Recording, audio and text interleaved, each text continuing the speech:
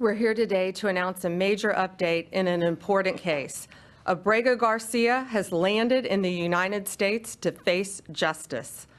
On May 21st, a grand jury in the Middle District of Tennessee returned a sealed indictment charging Abrego Garcia with alien smuggling and conspiracy to commit alien smuggling in violation of Title 8 U.S.C. 1324.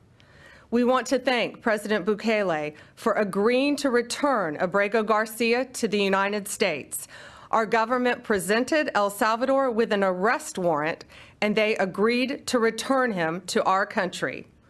We're grateful to President Bukele for agreeing to return him to our country to face these very serious charges. This is what American justice looks like.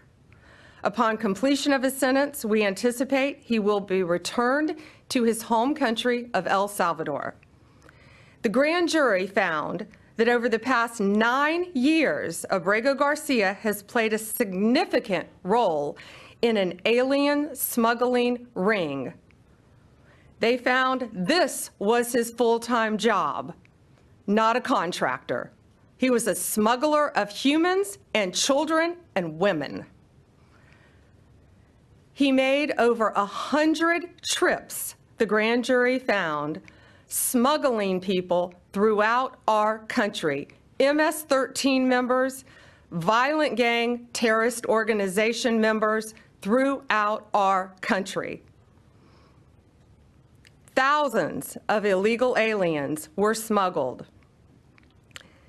This is especially disturbing because Abrego Garcia is also alleged with transporting minor children. The defendant traded the innocence of minor children for profit. There are even more disturbing facts that the grand jury uncovered.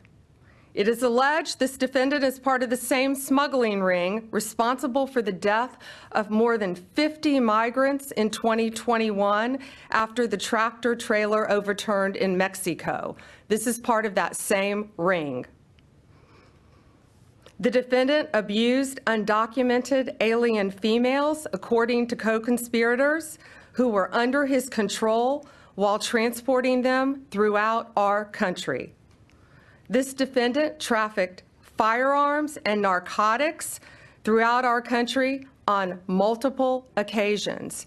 They were using vehicles, SUVs, with added seats in the back, floors that had been ripped out, guns, narcotics, children, women, MS-13 members. That is what the grand jury found.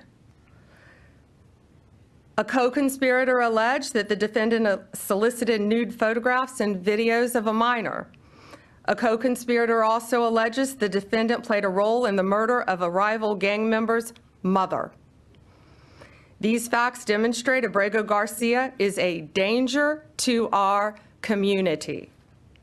We want to thank the Department of Homeland Security, the FBI, our state and local partners, our acting U.S. Attorney Robert McGuire, and prosecutors from the Joint Task Force, Vulcan. Questions? Attorney General, the traffic stop that we've seen video of from Tennessee, where Abrego Garcia was first identified by the local authorities, at the time, the Homeland Security Department declined to take custody of him. What has happened in between that time and in between the time that the government has been arguing that he was not returnable from El Salvador? What has happened since in this investigation that brought you here? Yes, the question was in 2021, there was the traffic stop. And what has changed since then? What has changed is Donald Trump is now president of the United States and our borders are again secure. And thanks to the bright light that has been shined on Abrego Garcia, this investigation continued with actually amazing police work. And we were able to track this case and stop this international smuggling ring from continuing. But these were recently found facts, right? Yes, okay. Recently found facts.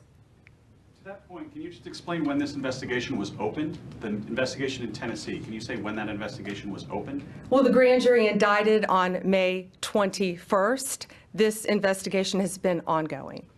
This case has been hotly debated here in Washington. In your mind, does this resolve that issue in terms of his deportation?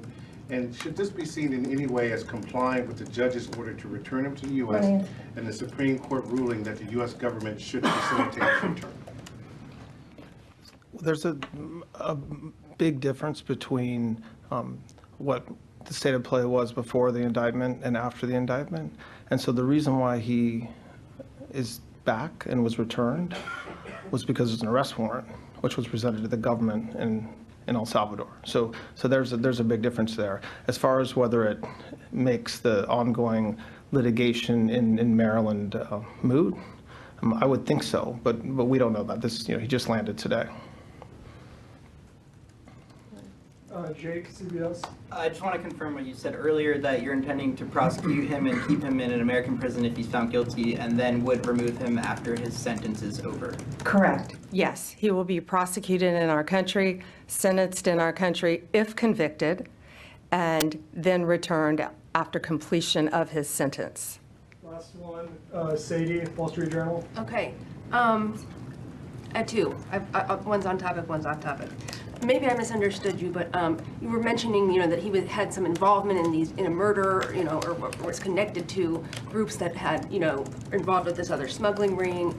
But to be clear, the only charges he's facing right now are the, human smuggling charges. Just that's the one offense. But the other things that you have talked about are not actually in the indictment? No, co-conspirators allege that, and we were clear to say that. He is charged with, it's not only very serious charges of alien smuggling. And again, there were children involved in that. Human trafficking, not only in our country, but in our world, is very, very real. It's very dangerous. And as you saw recently in Virginia, the arrest we made of the MS-13 member, unrelated to this, we learned at that press conference, that's where they bring young children into our country and they start grooming them at middle school age to become MS-13 full-fledged members, commit violent crimes throughout our country. It is highly organized. It is very dangerous.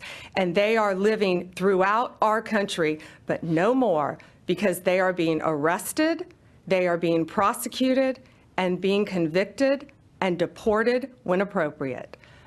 That's all for today. Thank you. Appreciate it. Looking for news that actually tells the truth, not just the headlines they want you to hear? Then it's time to sign up for OAN Live. It's your go-to source for unfiltered news, sharp debate, and 5 hard-hitting political talk shows, including my show, Real America with Dan Ball. You can watch live anytime, anywhere. No noise, no nonsense, just real reporting and bold conversations that matter to you and your family. You can sign up for OAN Live now to see the truth unfold, and you can catch Real America every weeknight at 8 p.m. Eastern. Just go to live.onn.com. Again, that's live.onn.com and sign up today and start watching every weeknight at 8 p.m. Eastern.